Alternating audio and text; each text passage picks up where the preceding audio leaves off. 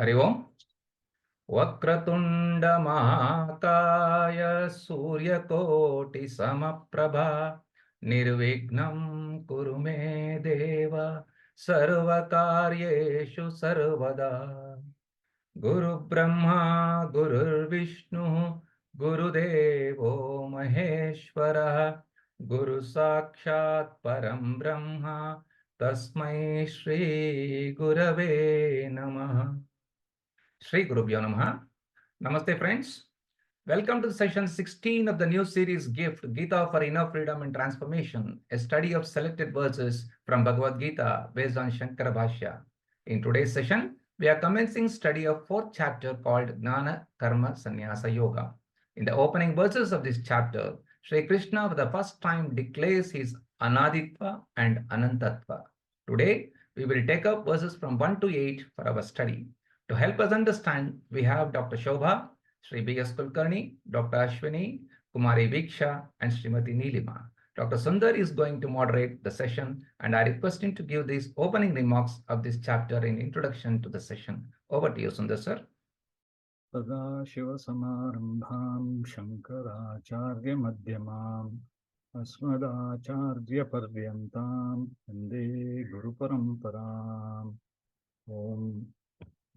We have now reached the fourth chapter of the Bhagavad Gita, and if as we ascend the Himalayas, we gradually see the snow-peaked caps on the Himalayas, we can say that very well this chapter, being Upanishad Sara, is right at the top of such a snow cap. The wisdom in this chapter, expounded in this chapter, is the pinnacle of the entire scriptural knowledge of Advaita Vedanta, of the Gita itself. The same theme gets repeated from different angles as we progress through the Gita and culminate in the 13th, 14th, and the 15th chapters of the Gita. Pujya Swami Paramarthananda Ji has, for the sake of understanding of seekers, divided this chapter into 6 sections. Today's verses cover the first section, which itself Swamiji says is comprised of 2 parts, the Gita Stuti, the first 3 verses, and Avatara Rahasyam, which is there in the subsequent 5 verses. Swamiji covers the introduction by addressing the peculiar title of this chapter. Chapter is titled Jnana Karma Sannyasa. It is certainly not sannyasa of jnanam and karma together. It is not renunciation of jnanam and karma. It cannot be, because the central theme of Advaita or Bhagavad Gita is all about jnanam. So is it about renunciation of karma? Yes, it is. It actually talks about a total renunciation of karma. But is it humanly possible to renounce all karmas altogether? Because even for the sannyasi, he has to do certain day-to-day karmas. So Swamiji says that this chapter addresses sannyasa or renunciation in a peculiar manner. So what is the peculiar manner of total karma sannyasa that this chapter refers to, that this chapter introduces us to, which is the central theme, the Tatparyam of the entire Vedanta itself? So the peculiar sannyasa comes about by understanding about myself, about oneself, which we did not have before exposure to the scriptures. Before such exposure, we believe that we are this body, we are this mind, body-mind complex. Scriptures introduce us and say that there is something much more real, much more profound that is there within each one of us, and calls it as Atman, Brahman, Chaitanyam, Sakshi Chaitanyam, words like that. There are various prakriyas in Advaita Vedanta where we are introduced to this Atma, and we are showed what is the reality of this Atma in the scheme of things. Many such prakriyas are there. To list a few: Adhyaropa Apavada Prakriya, Drikdrishya Viveka Prakriya, Vastatraya Viveka Prakriya, Shariratraya Viveka Prakriya, and so on. For today's introduction, one such Viveka is contained in the definition of consciousness which Swamiji has given, which is simple to understand. And let us look at the 2 points of consciousness, which is another word for Atma, which Swamiji gives. So consciousness is not a part, product, or property of this body. It is an independent entity which pervades and enlivens this body. So I'm told I have Atma. I have believed so far that I am body-mind complex, but this prakriya of Atma, Anatma, Viveka very clearly shows to us that this consciousness or Atma is an independent entity. Body-mind complex lives or is sentient only because this consciousness pervades and enlivens this body-mind complex. So Atma is the blessing principle, and body-mind complex is the blessed one. It doesn't have an independent reality of its own. So in other words, Atma is Satyam and Anatma is Mithya. Mithya doesn't really mean that it is unreal, because as we go about our day, these affairs of our day appear quite real. So in Vedanta's term, by saying Atma is Satyam, it is Paramarthika Satyam, or it is a higher order of reality. And Anatma is Vyavaharika Satyam, it's a lower order of reality. This concept doesn't really hit us unless we move to one step further, which is that this Atma is transcendent and immanent. When you say Atma is immanent, it means that Atma is inseparably intimate with this body and mind. When you say Atma is transcendent, although that Atma is inseparably intimate to the body-mind complex, the body-mind complex cannot affect in whatsoever manner the Atma. How can such an intimate thing not be affected? Then we are taken by the scriptures to the examples like wave and water. So in the ocean, which is filled with water, we see waves. When we say that water is immanent in the wave, water is inseparably intimate to the wave, understandable. When we say water is transcendent as regards to wave, the water is in whatsoever manner, not affected by the wave. This is also understandable. With this example, we come to know that the wave is a mere name and form. Wave has a lower order of reality. It cannot affect in any manner the water. So now we get the profound impact of saying Atma is Satyam and Anatma is Mithya. That means that although Anatma has its order of reality, actually it is mere name and form. It is a mere incidental, insignificant distraction. So thereby, in the introduction to this chapter, in the Bhashyam, Swamiji says that Atma is asanga, Atma is unaffected by the Anatma or the Anatma karma or the Anatma phalam. So these three things, the Atma is unaffected because, the Atma is unaffected because Anatma, its karma and phalam, they do not belong to the Atma. So this then gives us to this understanding, as we see in the title in this slide, Jnana Karma Sannyasa is actually Karma Abhimana Tyaga through Jnanam. That is, Jnanena Karma Sannyasaha. Why is it so? Because the Anatma is doing the karma. As we saw in the previous slide, the Anatma is a lower order of reality. The Anatma doesn't affect the Atma in any manner.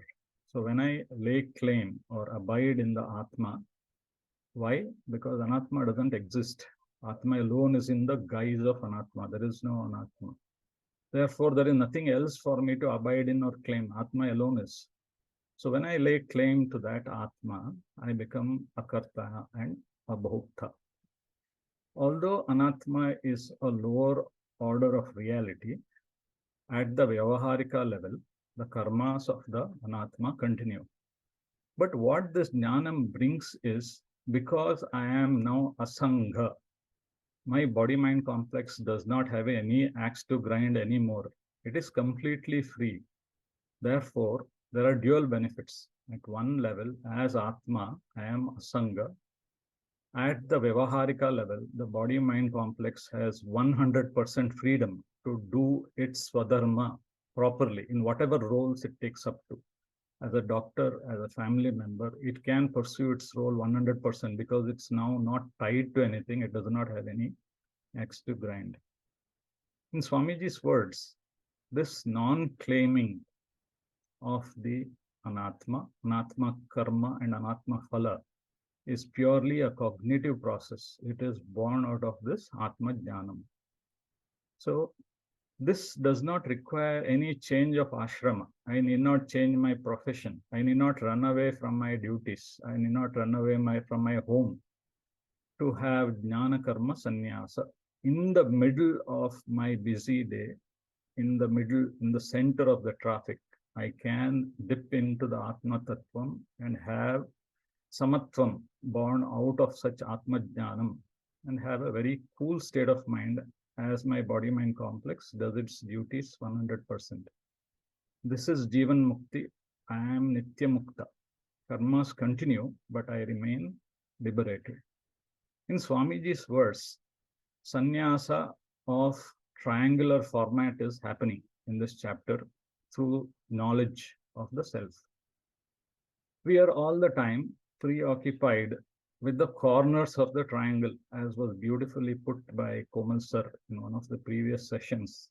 The triangle is very much there. The substratum of that triangle is very much there, but we are focused at the corners, which is Jiva, Jagat, Ishwara. And once this Atma, Anatma, Viveka happens, Anatma, Mithya happens, Atma, Asanga happens, the focus is completely on the surface of the triangle.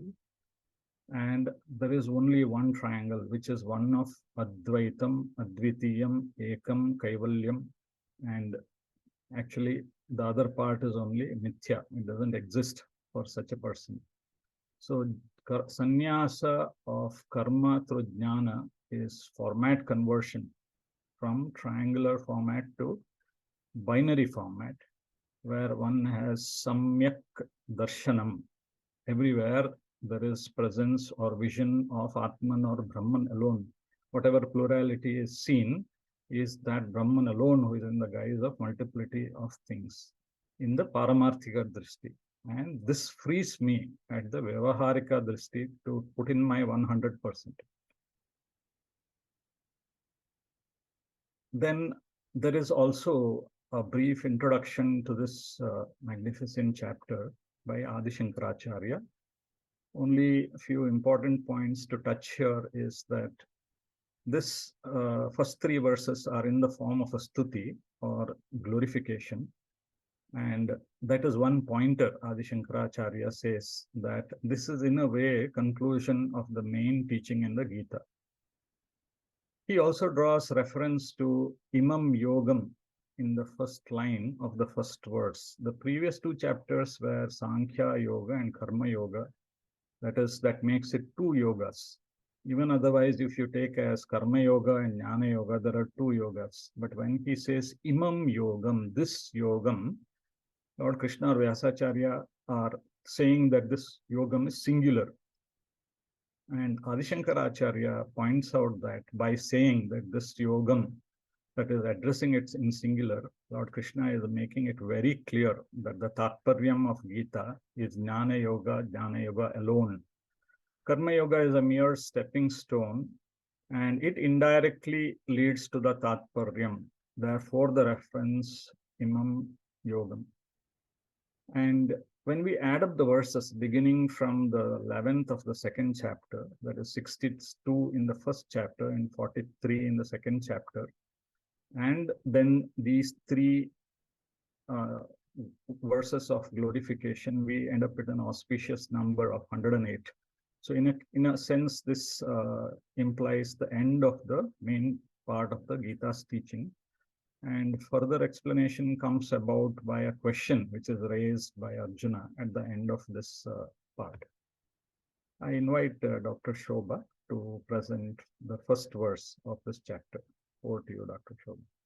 Shri Gurubhyo Namaha. Good evening, everyone. So in first chapter, we came to know about the problems of human in samsara. They were raga, shoka, and moha. And all these are due to our emotional dependence on external object. Arjuna suffered the same. He tried to solve by himself. He failed, and then he surrendered to Lord Krishna. And Shri Krishna then takes up the role of Jagat Guru and Gita Charya, and he gave us Bhagavad Gita. And in fourth chapter, we are learning about Jnana Yoga in elaboration. And another name of fourth chapter is Jnana Karma Sannyasa Yoga, and Dr. Sundar has explained about it. So in summary, it is the intellectual dissociation or mental dissociation and internal renunciation or abhimana tyaga of three things, they being Anatma, which includes body-mind complex, Anatma Karmani, the activities of body-mind complex, and Anatma Karma Phala. And claiming my real nature being Asanga Atma through Jnana is Jnana Karma Sannyasa. And first 8 verses of this chapter are diversion, and it deals with Gita Stuti or glorification of Gita and Avatara Rahasya.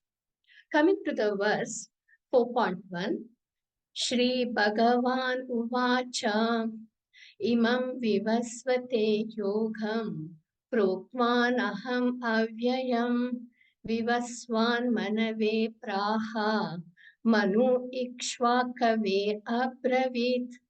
The blessed Lord said, I imparted this eternal yoga to Lord Sun. Lord Sun taught the same to Manu, and Manu taught it to Ikshvaku. Next slide. So we know that Gita is a condensed form of Vedas, and Vedas are given by Bhagavan to us through rishis, and it is continuing in the form of Guru Shishya Parampara. Whenever this teaching becomes weak over a period of time, Bhagavan takes up the avatara to revive it. So main purpose of Krishna avatara was revival of Vedas in the form of Bhagavad Gita. Coming to the verse, Aham imam yogam proktvan. Here, Shri Krishna is telling Arjuna that I have given the same teaching, that is Vedas, before. So, here it tells about a Paurushaya Pramana of this teaching. So, it has been given by Bhagavan, not by any humans. Hence, it is devoid of human errors or mistakes. Hence, it is Nirdosha Pramana also. And we get hint of Avatara Rahasyam here. Because in this battlefield of Kurukshetra, Shri Krishna is telling Arjuna, and the same teaching was told before also. And here Yogam stands for Jnana Yoga, as Jnana Yoga alone is capable of giving moksha. And Karma Yoga is a prerequisite for Jnana Yoga, and it causes purification of mind, but it doesn't give moksha. And to whom Bhagavan taught this yoga? Vivasvate Proktvan. He taught it to Vivasvan or Surya Bhagavan or Aditya Devata. And he is a source of infinite energy. And for us, food is a source of energy. And sun alone is responsible for our food, either directly or indirectly. And what did Vivasvan do? Vivasvan Manave Praha. Vivasvan taught it to Manu. Manu is presiding present Manvantara, which is 7th Manvantara or Vaivasvata Manvantara. Then what did Manu do? Manu Ikshvakshuve Abravit. Manu taught it to Ikshvaku. Ikshvaku is Adi Raja or first emperor. So all these great personalities belong to Surya Vamsha, Kshatriya clan. They are following Guru Shishya Parampara, and they happen to be father, son, grandson. son, that is Pitruputra Parampara also, and all are Grahasthas, including Sri Krishna, Arjuna, and Vyasacharya, who has compiled the Bhagavad Gita. Hence, we Grahasthas are also eligible for spiritual enlightenment. And it is telling about Anadi teaching, that is beginningless teaching, which was given at the beginning of the creation, that is 7th Manvantara, to Lord Sun. Then what kind of teaching it is? Avyayam Yogam. The interpretations are, it's an eternal teaching, Sanatana teaching, which is not outdated. It is relevant even at present. And one more meaning is, this teaching was there since Anadi and it will be there till Ananta, and it's flowing in the form of Guru Shishya Parampara. Even though Guru and Shishyas are perishable, but this eternal wisdom is perennially flowing. And one more is, the Jnana Yoga Phalam is Moksha, which is Avyayam. Hence, Jnana Yoga is Avyayam. Unlike other phalam, like Swarga phalam, which is Vyayam, that means it will end. Whereas Moksha phalam is Avyayam, it is eternal. And in this verse, Kshatriya Parampara is highlighted. So here, Bhagavan blesses Kshatriyas with Dharma and Brahmajnana. These enlightened Kshatriyas protect the Dharma by money, good administration, infrastructure, and security. And Karma Brahmana or teachers encourage Panchabhuta Yajna in the society, thus protecting family, other humans, animals, environment, and teachers. Thus, ethical and spiritual protectors and teachers form a backbone of healthy society. Coming to the summary of this verse hints about Avatara Rahasya and glorification of Gita, Gita Stuti, in the form of Apaurishaya Pramana, Nirdosha Pramana, and Adi Ananta teaching flowing through Guru Shishya Parampara and eternal teaching, Avyaya Yogam. Thank you. Thank you, Dr. Shobha. You have nicely covered the first part of the first section, which was about Gita Stuti. So as I said earlier, in these verses, by the way of glorification, Lord Krishna or the Bhagavad Gita is in a sense suggesting the end of a comprehensive presentation of the theme within it. He continues in the second and third verses, Sakale neha mahata yoga nashta parantapa sa evayam maya tejya yoga prokta puratanaha. So the glorification can be done in various ways. The way that Lord Krishna has chosen to glorify the Gita at this point is by showing to us that it is very ancient. In fact, it is beginningless, or it is apaurishya, it has come from the gods. Second is that there has been a great parampara that is presented. So the initial teaching would have been to the beginning of the parampara in the form of Vedas. And at this moment, it is repacked and presented. This shows that this work is a Smriti Grantha as against the Vedas, which are Shruti. And this section leads us now to the Avatara Rahasyam, because Arjuna is confused, and his confusion will be explained by the next speaker. I invite B.S. Kulkarni sir to explain the confusion that Arjuna has. Hari Om, Sri Gurubhyo Namaha. At the beginning of this chapter, Jnana Yoga, Bhagavan commenced with a slight deviation, a knowledge of Guru Shishya Parampara, which is very old, sacred, and important, and to be graced to the deserving student. In this respect, Bhagavan's statement that in the beginning of a creation, it was taught by me to Surya Bhagavan, then to Manu, then Ikshvaku, a king of solar dynasty. Above information is initiated Arjuna to present a question for clarification. The question first goes like this, sir.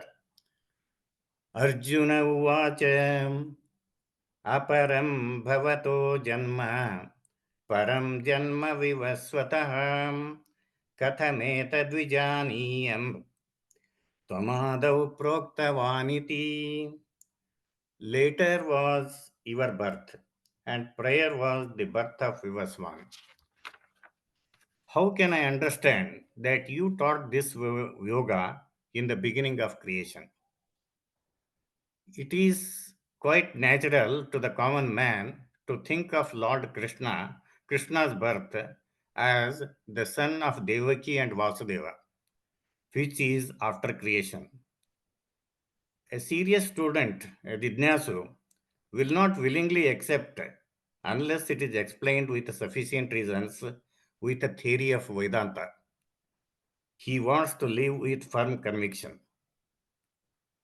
To reconcile the possible doubts and misunderstanding, the Vyasacharya intelligently blessed this question through Arjuna for a clear understanding to present more about Jnana Karma Yoga. Since it is a time-tested reality, a teacher is required to explain. Viveka Chudamani is the basic text of Vedanta by Bhagavad-pada Shankaracharya, which is a dialogue between the student and the teacher. Elaborate discussion on the presentation of questions before the teacher is explained just to avoid the misuse of liberty of asking and to avoid the irrelevant and improper questions. Guidelines in this respect are basics for clearing any query. Important verse, which is a relevant and often quoted verse, is Yastvayadhyakrata prasno variyashastra vinmatah sutra prayo nigudhartha jnatavyascha mumukshubhihi. Question be accepted by the persons of well-versed in scriptures. It should be aphoristic, full of hidden meaning, such that they are required to all spiritual seekers. Verse number 34 of this chapter, that is Bhagavad Gita chapter 4, is also on the similar, this one. That context, the verse number 34 is Tadvidhi pranipatena pariprasnena sevaya upadekshanti te jnanam jnaninasta tattvadarshinaha, which reminds the procedure to be approached to the reverend teacher. In brief, disciples should approach the teacher with humility, shraddha and bhakti. He should have a clear vision and understanding and relevant to the Shastra. It should be relevant to the Shastras, and it should be meaningful and beneficial to all seekers. Complying these basic factors in this context, next slide, sir. Bhagavan, a Jagat Guru, a Lord himself, selected Arjuna with confidence as a fit disciple, who is a close friend and ardent devotee and a true student of Hindu culture. Willingly accepting the question to answer for the benefit of the entire spiritual seekers, Bhagavan in the next few verses explained and cleared the doubt with sufficient information along with the purpose of incarnation with the knowledge of Jnana Yoga. Thank you, Kulkarni sir, also for bringing that quotation from Viveka Chudamani, which sets the parameters for what is the right spiritual question. Now, what is the meaning of Arjuna's question? So Arjuna is pointing out a chronological discrepancy here. Brahmaji's day has 1,000 Chatur Yogas. There have been the verses or quotations in the Gita for this, in this chapter as well as the 8th chapter. So these 1,000 Chatur Yogas are divided into 14 Manvantaras which are like headed by 14 Manus. And therefore, each Manvantara has 71 Chatur Yuga. And we are now in the 7th such Manvantara. The 7th Manvantara, as we discussed, has 71 Chatur Yugas. And presently, we are said to be in the 28th Chatur Yuga. Now, this is the chronological discrepancy that Arjuna is pointing. Surya Bhagavan, Shristi is in the first Chatur Yuga of the 71st Chatur Yugas, whereas Krishna was at the towards the between the Dwapara and Kali Yuga of the 28th Chatur Yuga. And these are huge expanses of time, actually, because what is mentioned here as 1x for Kali Yuga is 4,35,000 odd years. And then it multiplies 2x 3 times, 4 times. And that is 1 Chatur Yuga. And we are in the 28th. So there are 27 Chatur Yugas in between. So his question is that how did you explain such a long time ago? So Katadetam Vijaniyam, how can I reconcile that Tvam Adau Proktavan Iti, that you explained to Surya Bhagavan some 28 Chatur Yugas ago. So that is the chronological discrepancy. And Lord Krishna is going to explain in his own manner in the following verses. This whole set comprises of the second part of the first section, which is Avatara Rahasyam. And the unique thing about this set of verses is that Avatara topic is covered only in this part of the Bhagavad Gita. So for us to understand, the presentation was of the same concept of Atma, Anatma, Viveka, Atma, Satyam, Atma, Sangha, which was the part of the Vedas in the Vedanta Upanishad portions. And these, as we know, is Apurusheya. They have been there from the beginning of creation. But Lord Krishna explains in its own manner to resolve this chronological discrepancy. How he does that, let us see in the next speaker's verse. Over to you, Dr. Ashwin. Thank you, sir. Om Shri Gurubhyo Namaha. Verse number 5. Shri Bhagavan Uvacha Bahuni me vyatitani janmani tava charjuna tanuham veda sarvani natvam vedha parantapa. The blessed answers, O Arjuna, many births of mine as well as yours have gone by. I know them all and you do not know. Now Lord Krishna introduces the topic of Avatara, as Sir told, a unique concept in Vedic tradition. Lord Krishna further points out that there are a lot of differences between Janma and Avatara, that is, birth and incarnation. Now there are basic 3 differences like Karana Bedaha, Swarupa Bedaha and Uddesha Bedaha. The cause, the nature and the purpose respectively. The birth of Jiva or Janma is by ignorance. There is ego or ahankara and this leads to karma and subsequent punyam or papam. So Janma or Jiva is a clean fall, whereas Ishwara is born out of Sarvagnatvam or omniscience, the knowledge alone. So Jiva Janma is Ajnanat, Ishwara Avatara is Jnanat. This is the Karana Vedaha. The second difference is the nature. Since Jiva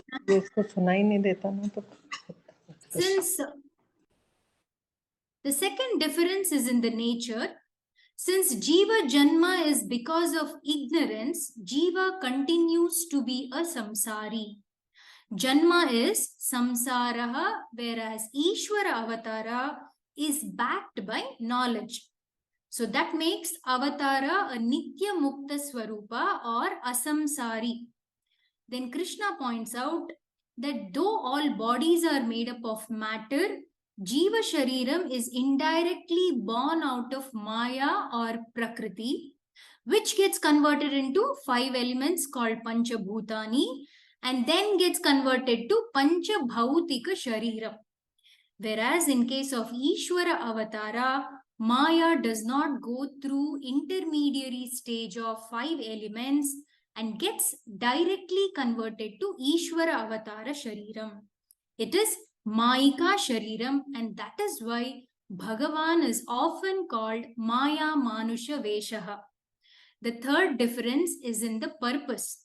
When the Jiva is born, it is purely to exhaust the punyam and papam acquired in the past. Accumulated punya papas are called sanchita, and mature portion is prarabdha, and prarabdha can be exhausted only through sukham or dukkam, that is pain or pleasure. Purpose is what? It's punya papakshayam or exhaustion. Avatara is not ignorant, not a samsari, therefore does not suffer from problem of punyam or papam. He is punya papa atitaha. Then what is the purpose? The purpose is protection of dharma and destruction of adharma. Dharma rakshanam or shishta rakshanam and dushta shikshanam. Next slide, sir. Lord Krishna says, since avatara is not restricted by ignorance, the avatars knows the past, present and future. So they are called Sarvagnaha. So Bhagavan knows all his previous incarnation. Whereas in case of Jiva Janma, since ignorance limits the Jiva, it cannot know the past. So Avatara is Sarvagnaha, Jiva is Alpagnaha. Obviously, the next question that arises is how to differentiate between an Avatara and Janma. Swamiji says, with the help of scriptural support, we can accept particular avatars like Rama or Krishna, even though they pose certain limitations. Swamiji also puts forward that spiritual growth is independent of these avatars. Also, he stresses upon that knowledge which is imparted by a competent acharya or guru alone is important. Hence, Krishna turned into a guru to bless Arjuna. With this background, if we consider Krishna as an avatara, because the cause of his birth is knowledge, nature is moksha, and purpose is paritranaya sadhuna, shishta rakshanam, dushta shikshanam. In the next slide, we see the bhashyam, the Shankara bhashyam for the verse 4.5. Bahuni me mama vyatitani atikrantani janmani tavacha he Arjuna. Tani aham veda jane sarvani natvam veta janishe dharma dharmadi pratibaddha gnana shaktivat. The janmas or sharirams have been many for both Krishna and Arjuna. Sharirams that are infinite for both Jiva and Ishwara. Anadikala pravrittavat. Krishna then says, Ishwara being omniscient, having knowledge of both para and apara vidya, distinctly differentiate or has that viveka between Nitya Shariram and Atma Satyam, and that twofold knowledge Arjuna may not possess. Hence, Bhagavan knows all about his previous janmas and Arjuna does not. Jnana Shaktivat, the intelligence or the knowing faculty is the power, and that is obstructed in Jiva. Why? Because Avarana Shakti or Maya operates in case of Jiva. In case of Ishwara, it is Vikshepa Shakti. Next slide, sir. Further, Adi Shankaracharya also adds a note. Aham punaha nitya shuddha buddha mukta swabhavatvat anavarana shaktihi iti veda aham he parantapa Arjuna. Aham punaha, however, nitya Ishwara, eternal, nitya shuddha, free from punya or papa, nitya buddha, ever enlightened, nitya mukta, ever free. And swabhavatvat, what is the own nature? Bhagavan or avatara need not attain moksha by performing any sadhana, because his very own nature is moksha. Therefore, with unobstructed knowing faculty, that is anavarana jnana shaktihi, aham veda, Bhagavan knows his previous janmas. Hari Om, Shri Gurubhyo Namaha. Thank you very much, Dr. Ashwini, for comprehensively presenting Lord Krishna's answer to Arjuna's question. And as you mentioned, he is doing so by contrasting avatara and Jiva on 3 parameters, which is brought out by Pujya Swamiji so beautifully, being Karana Bheda, Swarupa Bheda, and Uddesha Bheda. And this verse dealt with the Karana Bheda. So Arjuna's question is about chronological discrepancy, as we saw earlier. How does this presentation of 3 Bhedas, Karana, Swarupa, Uddesha, between Avatara and Jiva, sort Arjuna's question? We have known about Vyavaharika Drishti or Vyavaharika Satyam. In Vyavaharika Satyam, can we resolve Arjuna's question? Because Krishna Sharira has appearance and then there is the Avatara is over. So from Vyavaharika Drishti, the chronological discrepancy cannot be addressed. We are also aware of one more Drishti or Satyam, which is Paramarthika Satyam.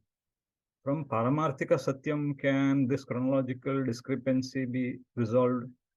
There also, it is not possible to resolve because the Paramarthika Satyam is there at all times, whereas Vyavaharika appears. And then after the Uddesha Bheda is over, the Avatara resolves. So some Bhashyakaras or some masters suggest that Avatara is a form of a Pratibhasika Satyam.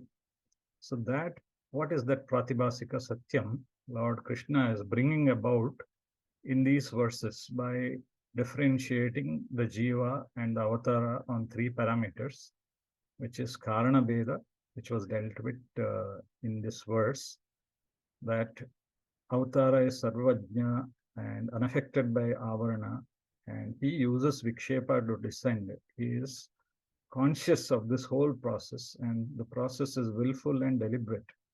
Whereas Jiva is Alpajna, he suffers Avarana. So he is tossed around by Vikshepa, helpless and choiceless. Now let us see what is the Swarupa Bheda as a further explanation of Arjuna, if Lord Krishna does. Invite Viksha. Over to you, Viksha. Thank you, Dr. Hari Om. Ajopi san avyayatma bhutanam ishwaropi san prakritim swamadishthaya sambhavatmyatma mayaya. Next slide, Doctor. This is an important shloka in the Gita because Sri Krishna reveals himself as Ishwara, the controller of all beings. He says he is not born into this world like an ordinary human. He wills himself or manifests himself into existence by controlling Prakriti, which is made up of 3 gunas. 3 attributes of the Lord are mentioned here. He has no birth, which is Ajaha. He is eternal, which is Avyayatma. And he is the supreme Lord of all beings, which is Bhutanam Ishwara. From this, we understand that Lord Krishna is apparently the son of Devaki and Vasudeva, but really the eternal being, the Lord of the universe. It is clear that in spite of his being in the material world, he is the same unborn, eternal form of bliss and knowledge, changeless in his transcendental body and intelligence. Factually, his appearance and disappearance are like the sun's rising and setting, moving before us and then disappearing from our eyesight. When the sun is out of sight, we think that the sun is set. And when the sun is before our eyes, we think that the sun is on the horizon. Actually, the sun is always in its fixed position, but owing to our defective, insufficient senses, we calculate the appearance and disappearance of the sun in the sky. And because his appearance and disappearance are completely different from that of any ordinary common living entity, it is evident that he is eternal and blissful. The Vedas also confirm that the Supreme Personality of Godhead is unborn, yet he still appears to take his birth in multi-manifestations. The power that causes this manifestation is called Maya. Let us look at two examples to understand this concept further. Our body has billions of cells that carry out a wide range of functions. Each of these cells behave independently, but they are all working in an entity which is within the person, who is much larger and powerful than all of them put together. Also consider the wave and the ocean. There are many waves, but all of them are part of a gigantic entity called the ocean. The ocean contains all the waves on the surface, as well as a vast quantity of water that lies underneath the surface.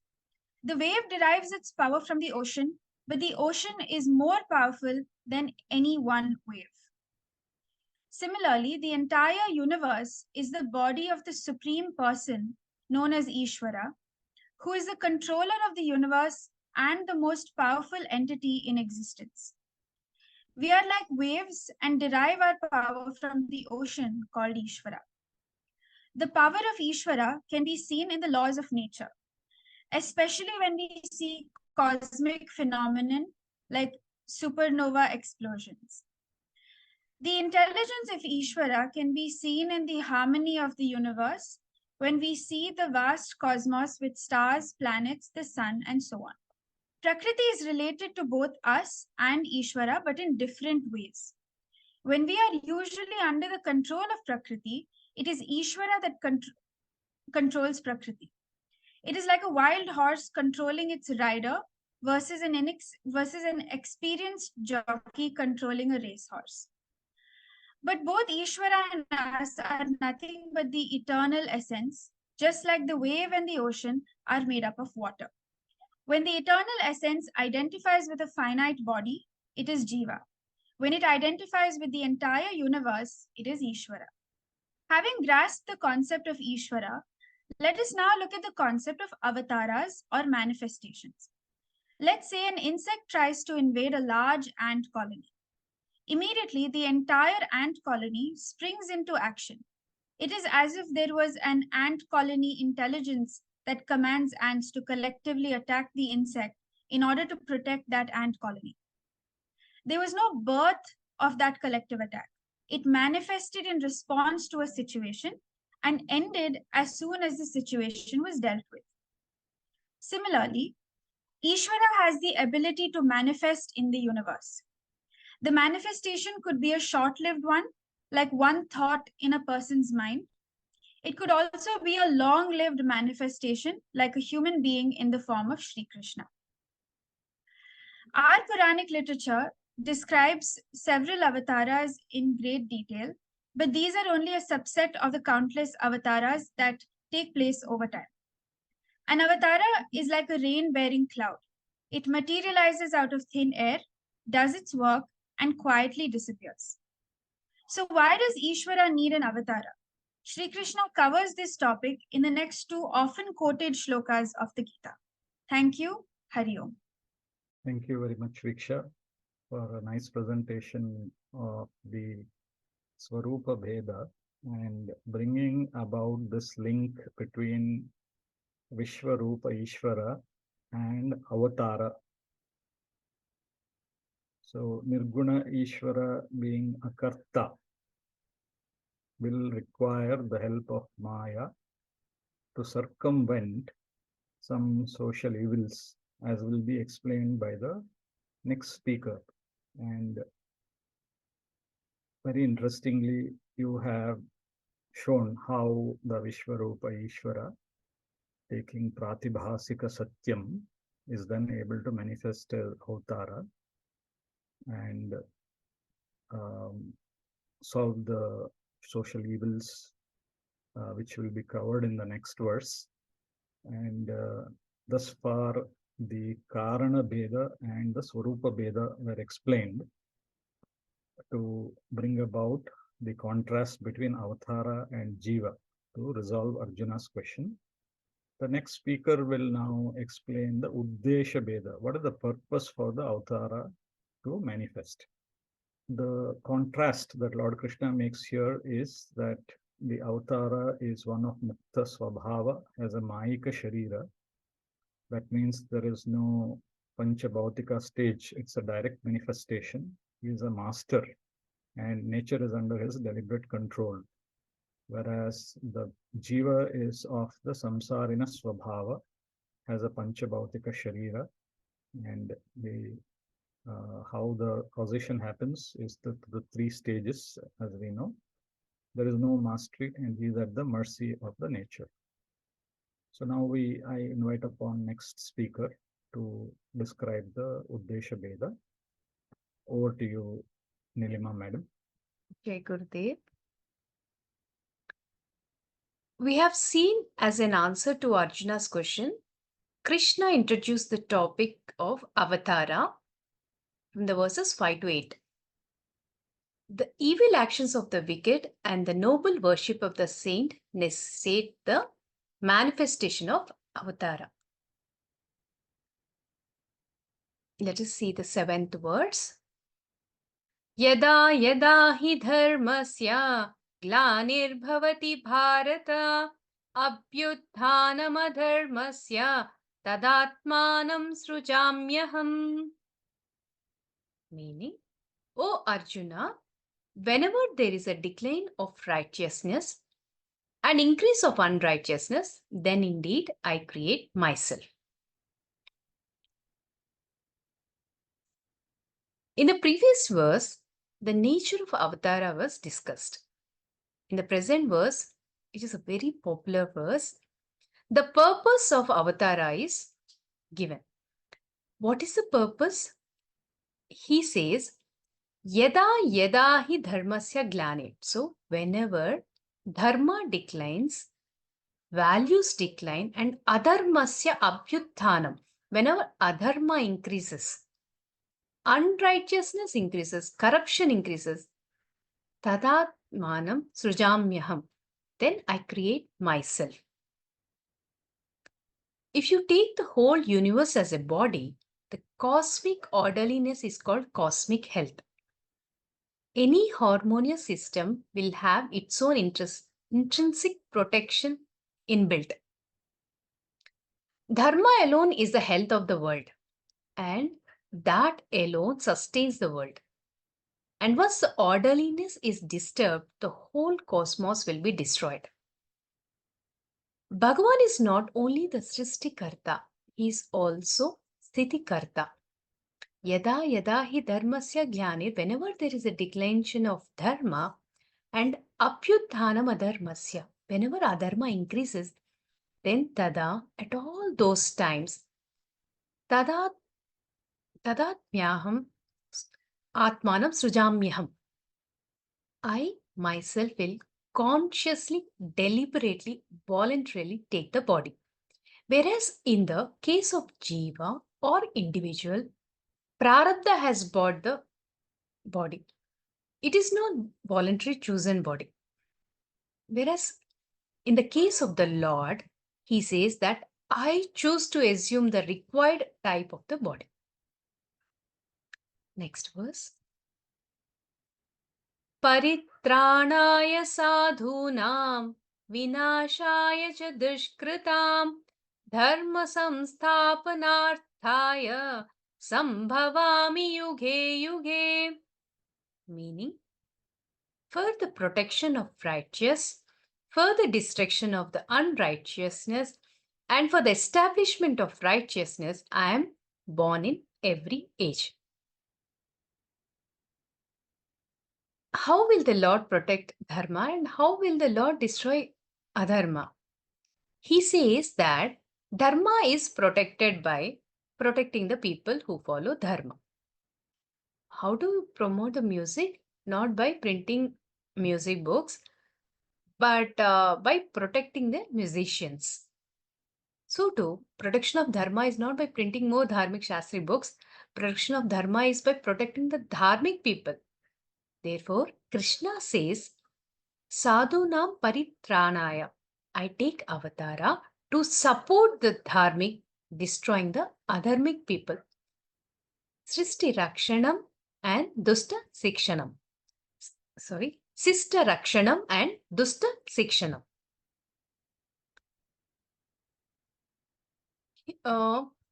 Here also, we should make a note that the adharmic people can be destroyed in two ways. One method is converting them from adharma to dharma by samadhana beda. Bhagavan tries the first. First itself, he does not cut the head. Just give them the sufficient opportunity and time to change, either in the case of Ravana or Duryodhana. Only when Samadhana Veda have failed, Krishna said, Tasmat Yudhyasya Bharata. Arjuna destroy them. Therefore, here he says, Dushkrita Vinasaya and also Dharma Samsthapanarthaya. Kshatriya established Dharma by promoting the dharmic people and punishing the adharmic people. Whereas Brahmana sustains Dharma by teaching, which is better form of promoting Dharma. By punishment, you can never promote Dharma permanently. The ultimate promotion of Dharma is a person should have a value of Dharma. One should know the long-term effects of violation of Dharma, which requires a sensitive mind. Sensitive mind is developed only by teaching. Among the 10 avatars, Rama Avatara and Krishna Avatara are supposed to be the most important avatars because only in these two avatars teaching is involved. Rama taught by living Dharma and Krishna taught Dharma by teaching. That is why we also say, do as Rama did and also as Krishna said. Therefore, Dharma samsthapanarthaya sambhavami. I am born, I take avatara, yuge yuge, means whenever it is required. Jai Gurudev. Thank you very much for Nilima Madam for covering these two oft-quoted verses from the Bhagavad Gita. Thank you, Nilima Madam, for covering these two oft-quoted verses of the Bhagavad Gita. And these two verses cover the Uddesha Veda, that is contrasting the purpose of arrival of the Avatara and Jiva as a part of answering Arjuna's question of chronological discrepancy. So the purpose is Dharma Samsthapanarthaya, as we have seen Lord Krishna and Lord Rama waging wars to re-establish, the Dashavataras waging wars to re-establish Dharma.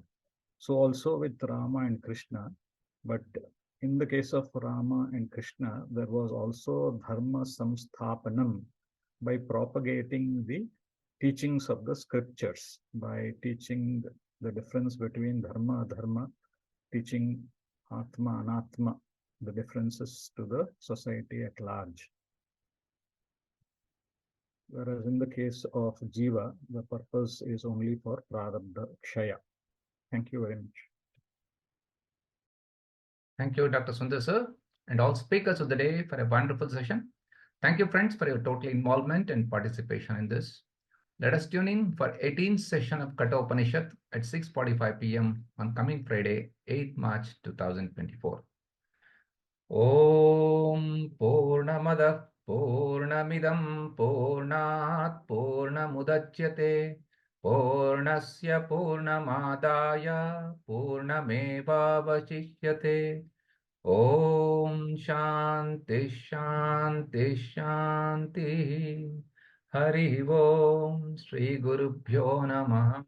Hari Om. Thank you.